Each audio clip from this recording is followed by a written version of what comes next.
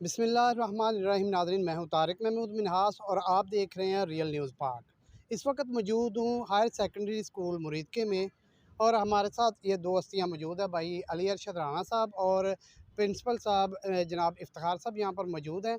मुरीदके के लिए कुछ अच्छा होने जा रहा है। जहाँ तक मुझे समझ आई कि अली अरशद राना साहब क्या कह रहे थे, अली अरशद राना साहब कह रहे थे कि मैंने दूसरे इलाकों से देखा है कि किसी इलाके से कहीं जनरल बन के जा रहा है, कहीं पे असिस्टेंट कमिश्नर बन रहे हैं, लेकिन क्या हमारे मुरीदके से टेलर ही पैदा होंगे? क्या हमारे मुरीदके में सारे पढ़ लिख के सब्ज़ी ही बेचेंगे? मज़ीद इनसे तफ़सील जानते हैं कि ये क्या करने जा रहे हैं, इनकी प्लानिंग क्या है। अस्सलाम वालेकुम सर। वालेकुम अस्सलाम जी, बहुत शुक्रिया। जी सर, क्या मुरीदके के लिए आप जो है ना वो नया करने जा रहे हैं? सर, मुरीदके में हम करियर काउंसलिंग के हवाले से बहुत जल्द काम शुरू कर रहे हैं, जहाँ पे बच्चों को और वालिदैन को बताया जाएगा कि पाकिस्तान में कितने मौके हैं उनके लिए और उनके बच्चों के लिए ज़िंदगी में आगे बढ़ने के लिए। जी, अच्छा, अब मुझे ये बताएँ कि हम जिस जगह पे रह रहे हैं, जिस मुआशरे में रह रहे हैं, यहाँ पर हमेशा से यही होता है कि प्राइमरी पास कर ली तो मैंने एक परचून की दुकान बना लेनी है। मैट्रिक कर ली तो मैंने ज़्यादा से ज़्यादा किसी फैक्ट्री में जो है ना क्लर्क भर्ती हो जाना है। तो क्या तरीक़ाकार आपका क्या होगा उनके ज़हन साज़ी करने का? क्या किस-किस को आप जो अप्रोच करेंगे कि इस तरीके का ना लाया-अमल इख्तियार किया जाए? देखें, कोई भी तख्लीक है ना, वो 2 बार होती है। बड़े लोग, सियाने लोग कहते हैं, पहली होती है ज़हनी तख्लीक, तो आपको ज़हन को तब्दील करने की ज़रूरत होती है। यहाँ पे हम स्टूडेंट्स पे फ़ोकस करेंगे, जो आने वाला हमारा मुस्तक़बिल है, बच्चों को बताएँगे कि बेटा, ज़िंदगी में जितना आपको डार्क दिखाया जाता है ना फेस इस सोसाइटी का, इस मुल्क का, इतना डार्क फेस है नहीं। बहुत सारी रोशनी है, बहुत सारे रास्ते हैं, वो सारे रास्ते उनको बताए जाएँगे। उनका जो पैराडाइम है, सोचने का अंदाज़ है, उसको इंशाअल्लाह और अज़ीज़ तब्दील करेंगे। वालिदैन को भी बताएँगे कि पढ़े लिखे बच्चे, उनकी जो नस्लें हैं वो सँवार सकते हैं और बड़े चंद चंद हज़ार रुपए के खर्चे से वो ज़िंदगी में कहीं से कहीं जा सकते हैं। जी, शुरू से हमारे मुआशरे में बच्चों की कुछ ज़हन-साज़ी इस तरीके से भी की जाती है कि किसी के बारे में बताया जाता है जी, ये फ़लाँ ओहदा जो है पुलिस वाले यार ये रिश्वत लेते हैं। असिस्टेंट कमिश्नर जो जी 1.5 करोड़ रुपए 2 करोड़ रुपए की गाड़ी रखी होती है, लेकिन उसका काम कुछ नहीं होता। तो इस बारे में आप क्या जो है ना वो उनके ज़हन में डालेंगे कि क्या ये अदारा कैसा है और उनका ज़हन कैसे बदलेंगे आप? सर, आपने आपने चूँकि क्वेश्चन एक बड़ा ही इम्पोर्टेंट, रेलेवेंट, वैलिड क्वेश्चन है, तो मैं आपको इनवाइट करूँगा कि जो हमारा फर्स्ट सेशन होगा ना, आपने वहाँ पे आके बैठना है।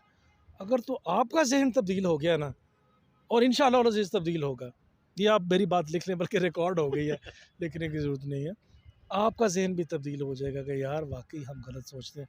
अब आप मुझे बताइए सर, अगर ये कहा जाए कि सारे जर्नलिस्ट करप्ट हैं, सारे रिश्वत लेते हैं, पैसे लेते हैं, तो क्या ये बात सही होगी? जनरलाइज़्ड और स्वीपिंग टर्म्स में बात करना, स्वीपिंग स्टेटमेंट देना, ये बज़ाते खुद गलत है।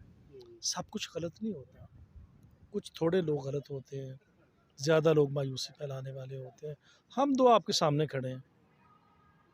मैं इस वक़्त BS20 में member planning and development board काम कर रहा हूँ। मैं कितने अज़ला में असिस्टेंट कमिश्नर, डिप्टी कमिश्नर के फ़राइज़ सर अंजाम दे चुका हूँ। हमने तो 1 रुपया नहीं कहीं पे लगाया, किसी को रिश्वत नहीं दी, कहीं सिफ़ारिश नहीं दी। सर प्रिंसिपल बैठे हुए हैं, हम एक ही मोहल्ले के रहने वाले हैं, एक जैसे ख़ानदानों से हमारा ताल्लुक़ है, सोशल स्टेटा भी हमारा एक है। सर से पूछे इन्होंने किसी को रिश्वत दी है प्रिंसिपल लगने के लिए? तो हम 2 मिसालें, आपने किसी से ली है रिश्वत रिपोर्टिंग में? नहीं लेते ना। तो मीन्स की जो परसेप्शन है, वो ज़्यादा गलत बन गया हुआ है और हमें उसको तब्दील करने की ज़रूरत है। अच्छा, जब इसकी आप बिगिनिंग होगी तो बिगिनिंग में हमारे नाज़रीन को बताएं कि क्या तरीक़ाकार क्या होगा इसमें शमूलियत का, किस तारीख से आप ये जो बाकायदा इसका आगाज़ कर रहे हैं? देखिए जी, हमें अपनी जो नौजवान नस्ल है उस पे काम करना है और नौजवान नस्ल हमारी गवर्नमेंट स्कूलों में सबसे ज़्यादा तादाद में पाई जाती है। ये सामने ऑडिटोरियम है जी हायर सेकेंडरी स्कूल का, यहाँ से हम आगाज़ करेंगे। हम पूरे इलाके के बच्चों को, उनके वालिदैन को, सहाफ़ियों को दावत देंगे कि वो आएँ और हमारा जो इनॉग्रल सेशन है अगले हफ़्ते को हमने प्लान किया हुआ है, उसको अटेंड करें, जहाँ पे हम इसके प्रोग्राम के जो सेलिएंट फ़ीचर्स हैं वो बताएँगे उसके बाद इंशाल्लाह फिर हम इसको आगे लेके चलेंगे। जी नाज़रीन, हमारे साथ प्रिंसिपल इफ्तिखार साहब भी मौजूद हैं। जी सर, मुझे ये बताएं कि अली अरशद राणा साहब ने जो प्लान किया मुरीदके के लिए, तो क्या कहेंगे इनके प्लान के बारे में? मैं उनके प्लान के बारे में पहले भी बता चुका हूँ आपको कि ये उन्होंने सोचा है और उनके जज्बे को मैं तो सलाम करता हूँ। यहाँ पे उनको जो इस उनके जज्बे को कामलियत देने के लिए जो नर्सरी है वो मेरे पास है। इंटरमीडिएट टर्मिनल क्लासेस होती हैं, बच्चों को पता नहीं होता क्या करना है। तो ये जैसे उन्होंने बताया कि करियर काउंसलिंग होनी है, उनको राह बताना है कि आप इस रास्ते पे जा सकते हैं। बेसिकली बहुत सारे बच्चे ज़ाया इसलिए हो जाते हैं कि उन्हें पता ही नहीं होता वो क्या कर सकते थे। लॉयर बन सकते थे, जजेस बन सकते थे, किसी फील्ड में जाके वो एंटरप्रेन्योरशिप कर सकते थे। लेकिन जब तक उनको गाइड ना किया जाए वो कैसे जानेंगे? तो हमारा चूँकि वो हमारी आपस में बात होती रहती थी, तो इस पे कोई मुफ़्त काम करने के लिए तैयार नहीं था। और नतीजतन कौम ज़ाया होती जा रही थी, बच्चे जो है वो ज़ाया होते जा रहे थे और 3 ही 2 बेसिकली और ख़ासकर एक पूरी कौम मेडिकल में आना चाह रही है, पूरी कौम डॉक्टर बनना चाह रही है।